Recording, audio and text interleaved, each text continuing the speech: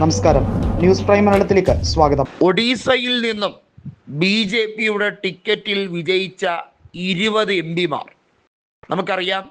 അവർ കൃത്യമായും 20 പേരുടെ പിന്തുണ എത്രത്തോളം കേന്ദ്ര സർക്കാരിന് ആശ്വാസകരമായിരുന്നു.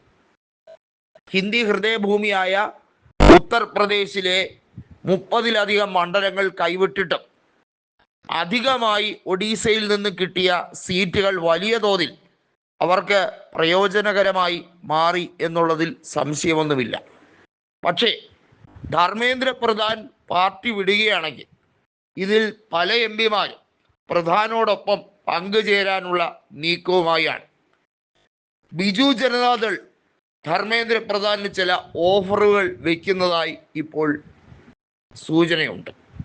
ധർമ്മേന്ദ്ര പ്രധാൻ BJPയുടെ ഒഡീസയിലെ ഏറ്റവും മികവാർന്ന നേതാവായി തന്നെയാണ് കണക്കാക്കപ്പെടുന്നത്.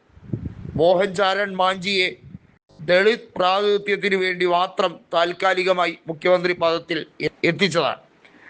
എന്നാൽ ധർമ്മേന്ദ്ര പ്രധാന്റെ കാര്യം അങ്ങനെയല്ല.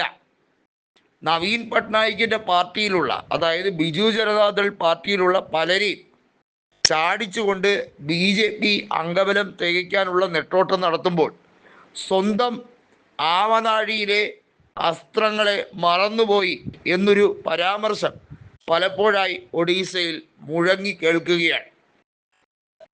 എന്തിനധികം പറയുന്നു, പ്രതാപ് ചന്ദ്ര സാരംഗി എന്ന സംഘപരിവാർ നേതാവ്, അദ്ദേഹം പോലും ധർമ്മേന്ദ്ര പ്രധാനെ അനുകൂലിച്ച് തന്നെയാണ് നിൽക്കുന്നത്. കേന്ദ്ര നേതൃത്വം അദ്ദേഹത്തോട് കാണിച്ചത് നെറുകേടാണ് എന്ന് കൃത്യമായി ബാലസോറിലെ ഈ MP പോലും പറയുന്നുണ്ട്. നിലവിൽ 20 MP-മാർ ഉള്ളതിൽ 7 or 8 പേർ പാർട്ടി വിടാനോ അതല്ലെങ്കിൽ കൃത്യമായി വിലപേശൽ നയങ്ങളുമായി വരാനോ സാധ്യതയുള്ളതായി കാണുന്നുണ്ട്. ഇവിടെ മറ്റൊരു നീക്കമാണ് നടക്കുന്നത്. അതായത് ഒഡീസയിൽ ഇപ്പോൾ മുഖ്യ പ്രതിപക്ഷ നീക്കം കോൺഗ്രസിന്റെ നേതൃത്വത്തിലാണ്. കോൺഗ്രസിനെ സംബന്ധിച്ചിടത്തോളം അവിടുത്തെ സർക്കാരിനെ അട്ടിമറിക്കാനുള്ള സാധ്യതകൾ ഉണ്ടോ, അതിനുള്ള വഴിയുണ്ടോ എന്നുള്ളത് വളരെ ഗൗരവമായി കഴിഞ്ഞ ഏറെ നാളുകളായി ആലോചിച്ചു കൊണ്ടിരിക്കുകയാണ്. അതിനുവേണ്ടി നിതാന്തം പ്രയത്നിച്ചു കൊണ്ടിരിക്കുന്ന ഒരു അവസ്ഥയാണ്. അപ്പോൾ പിന്നെ ഒഡീസയിൽ BJPക്ക് എന്ത് പരിക്ക് പറ്റിയാൽ അതിൻ്റെ നേട്ടം കൊയ്തെടുക്കാൻ ബിജു ജനതാദളല്ല, മറിച്ച് കോൺഗ്രസ് നേരിട്ട് തന്നെ തുനിഞ്ഞിറങ്ങും എന്നുള്ള കാര്യത്തിലും ആർക്കും യാതൊരു സംശയവും വേണ്ട. പക്ഷേ അതിന് വടി കൃത്യമായി കോൺഗ്രസിൻ്റെ കയ്യിലെത്തണം.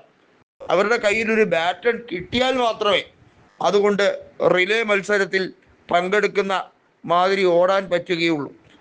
ഇപ്പോൾ കോൺഗ്രസിൻ്റെ കയ്യിൽ കിട്ടിയിരിക്കുന്ന ഒരു ഊന്നുവടി തന്നെയാണ് പ്രധാൻ്റെ ഈ ഒരു ഇഷ്യൂ. അത് ഒഡീസയിൽ നല്ലപോലെ കത്തിച്ച് കൃത്യമായി BJPക്കുള്ളിൽ ഒരു പടപ്പുറപ്പാട് ഉണ്ടാക്കിയെടുക്കാൻ താൽക്കാലികമായിട്ടെങ്കിലും സാധിച്ചിട്ടുണ്ട്. BJPയുടെ മന്ത്രിസഭയെ വീഴ്ത്താനുള്ള ഒരു ഓപ്പറേഷൻ അണിയറയിൽ നടക്കുന്നുണ്ട് എന്നാണ് സംസാരം.